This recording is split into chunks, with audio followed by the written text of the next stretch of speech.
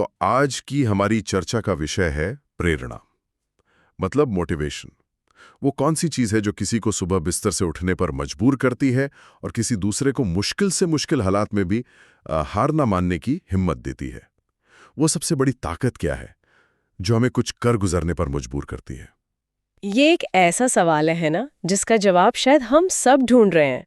और इसे समझने के लिए आज हमारे पास कुछ बहुत ही दिलचस्प और एक दूसरे से बिल्कुल अलग स्रोत हैं। एक तरफ आज के दौर की कुछ बेहद असरदार मोटिवेशनल स्पीच है जो हालात से लड़ने की बात करती हैं, तो दूसरी तरफ हजारों साल पुरानी श्रीमद् भगवद गीता की बुद्धिमत्ता है जो मन को साधने का रास्ता दिखाती है। अच्छा, तो चलिए इन अलग अलग नजरियों की गहराई में उतरते हैं। एक नजरिया जो कहता है कि अपनी मुश्किलों और अपमान को ही अपनी ताकत बना लो, और दूसरा जो कहता है कि सब कुछ छोड़कर सिर्फ अपने कर्म पर ध्यान दो। देखते हैं कि इन विरोधाभासी विचारों में से हमारे लिए कौन सा रास्ता ज्यादा मायने रखता है।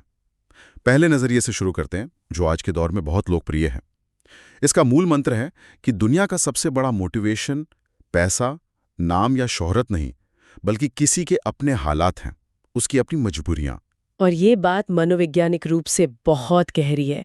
मतलब ये विचारधारा कहती है कि पैसों का लालच वो नहीं करवा सकता जो पैसों की कमी करवा सकती है।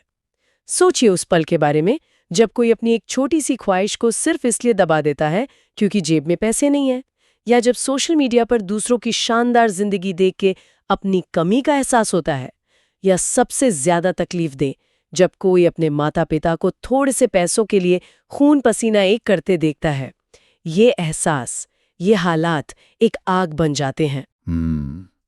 मतलब ये कि प्रेरणा बाहर से नहीं, अंदर की कमी और दर्द से पैदा होती है।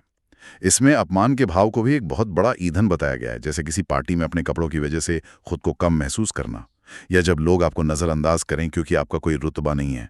ये बातें चुभती हैं। बिल्कुल। और यहाँ पर ये नजरिया एक बहुत ही दिलचस्प सुझाव देता है। वो कहता है कि इस गुस्से और अपमान की ऊर्जा को बर्बाद मत करो। इसे शिकायतों में या सोशल मीडिया पर वेंटिंग करने में ज़ाया मत करो, बल्कि इसे अपनी ज़िंदगी बदलने में इस्तेमाल करो। एक डायरी बनाओ, उन लोगों के नाम लिखो जिन्होंने तुम्हें नीचा दिखाया, उन पलों को लिखो जब तुमने खुद को बेबस महसूस किया, और रोज़ सुबह उठकर उसे पढ़ो। खुद को याद दिलाओ कि इन हालातों को बदलना है। लेकिन इसमें खतरा भी तो है। अगर कोई सिर्फ अपमान का बदला लेने या किसी को गलत साबित करने के लिए ही काम कर रहा है, तो क्या ये रास्ता उसे अंदर से कड़वा नहीं बना देगा? सफलता मिलने के बाद उसकी प्रेरणा का क्या होगा? ये रास्ता एक हाई परफॉर्मेंस इंजन की तरह है जो बहुत तेज चलता है, लेकिन अगर उसे सही दिशा ना दी जाए तो वो खुद को ही जला सकता है। हाँ, बिल्कुल। हालांकि इस सोच के समर्थक कहते हैं कि शुरुआती चिंगारी के लिए ये गुस्सा जरूरी है। एक बार जब आप चल पड़ते हैं तो आपका मकसद बड़ा हो जाता है, वो सिर्फ बदला लेने तक सीमित नहीं रहता। इसी सूत में एक लाइन पर आकर मैं रुक गया। उसमें लिखा था कि अगर किसी के पास कुछ नहीं है तो वो बहुत भाग्यशाली है। ये तो सुनने में बिल्कुल उल्टा लगता है। इसका क्या मतलब हो सकता है? हाँ, ये सुनने में अजीब है, पर इसके पीछे का तर्क बहुत मजबूत है। तर्क ये है कि जिसके पास कुछ भी नहीं है, उसके पास खोने के लिए भी कुछ नहीं है। सही बात, उसके सामने सिर्फ पाने के लिए पूरी दुनिया है। वो कोई भी जोखिम ले सकता है। इस विचारधारा के मुताबिक दुनिया हमेशा फ्रॉम रैग्स टू रिचेस की कहानी पसंद करती है, जमीन से उठकर आसमान छूने वाले की कहानी। तो ये कमी एक तरह से सबसे बड़ा अवसर बन जाती है। आपको इतिहास लिखने के लिए एक खाली पन्ना मिल जाता है। इसी सोच से जुड़ी कुछ पंक्तियां हैं जो वाकई बहुत ताकतवर हैं। जैसे ये कहती है, काम ऐसा करो कि नाम हो जाए, और नाम ऐसा करो कि सुनते ही काम हो जाए। या फिर बदल जाओ वक्त के साथ, या फिर वक्त को बदलना सीखो।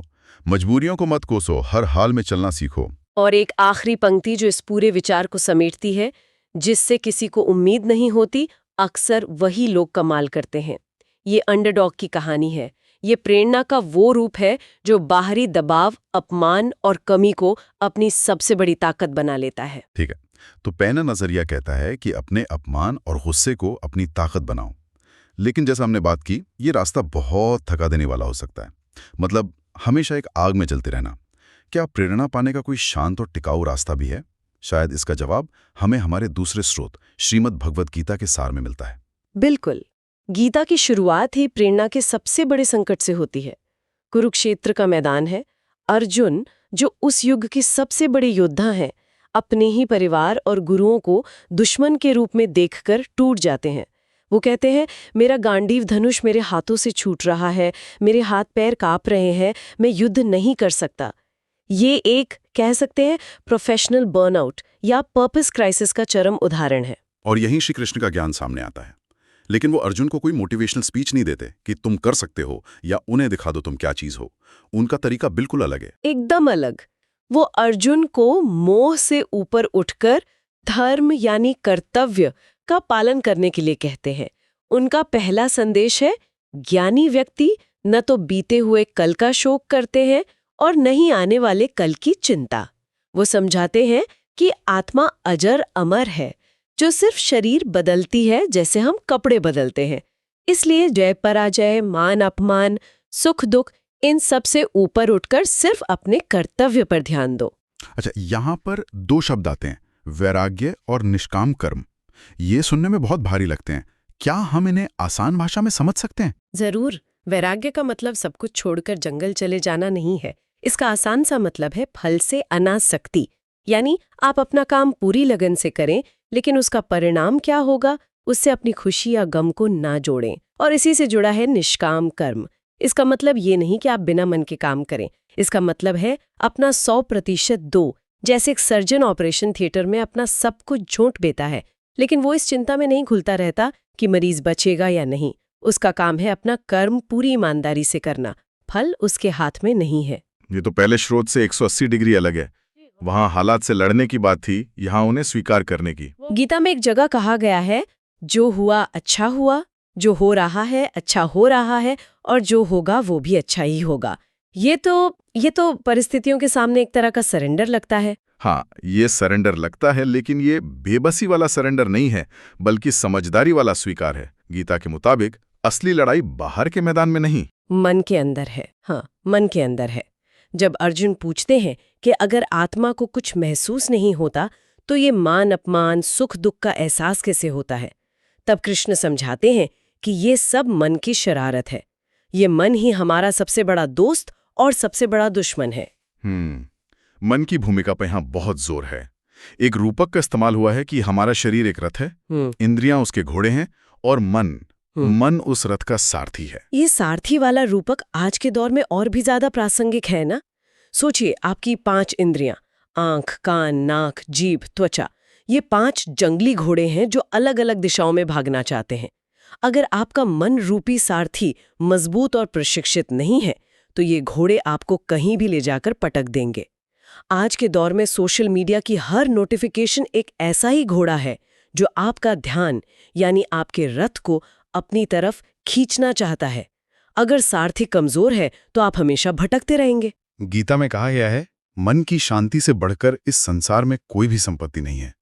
अशांत मन ही व्यक्ति का सबसे बड़ा शत्रु बन जाता है। और गीता दुख के 5 बहुत स्पष्ट कारण भी बताती है जो आज भी उतनी ही सच है।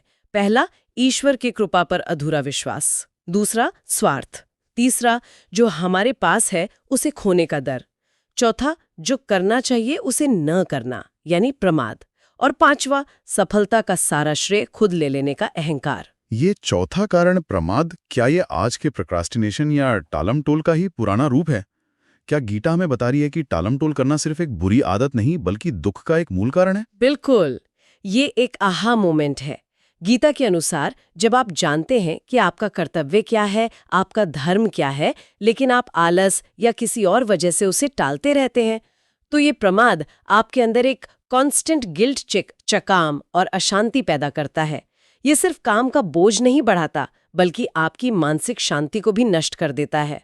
तो प्रोक्रास्टिनेशन सिर्फ एक टाइम मैनेजमेंट की समस्या नहीं, एक आध्यात्मिक समस्या है। वाह, तो अब हमारे पास 2 बिल्कुल अलग छोर हैं।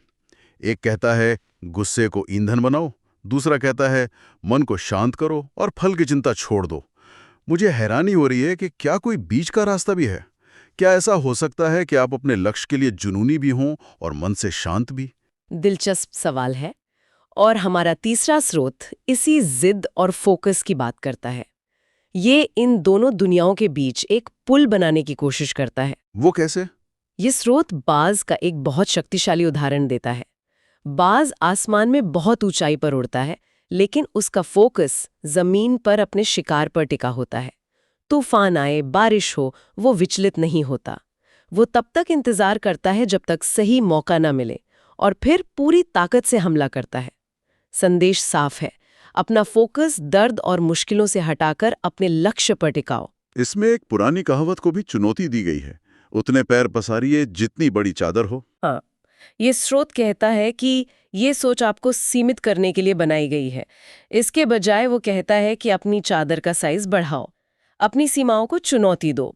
खुद को ये मत बताओ कि तुम क्या नहीं कर सकते, बल्कि ये सोचो कि तुम्हें क्या करना है और उसके लिए क्या लगेगा। ये सुनने में बहुत अच्छा लगता है, पर कोई अपनी चादर का साइज असल में कैसे बढ़ाए, ये सिर्फ एक अच्छा नारा बनकर न रह जाए। इसे करने के लिए ये नजरिया आत्मचिंतन पर बहुत जोर देता है। ये खुद से 2 सवाल पूछने को कहता है। पहला, आप क्यों जी रहे हैं, आपका वाय क्या है? और दूसरा, क्या आप उस वाय के बिना अपनी जिंदगी की कल्पना कर सकते हैं? अगर इन सवालों का जवाब आपके अंदर से मजबूती से आता है, तो आपके अंदर वो चिंगारी है जिसे आग में बदलना है। ये प्रेरणा का एक आंतरिक स्रोत है, जो न तो सिर्फ बाहरी अपमान पर निर्भर है और न ही पूरी तरह वैराग्य पर। और दिलचस्प बात यह है कि ये स्रोत भी बुरे दिनों को याद रखने की सलाह देता है, ठीक पहले स्रोत की तरह।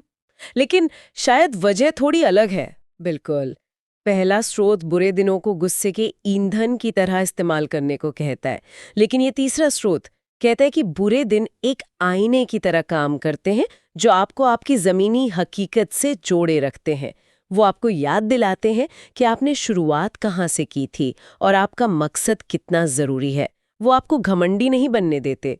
यहाँ बाहरी हालातों का दबाव और लक्ष्य को पाने की आंतरिक जिद दोनों को मिलाया गया है। सूत्र कहता है, इतिहास एक दिन में नहीं बनता, लेकिन ठान लो तो एक दिन जरूर बन जाता है।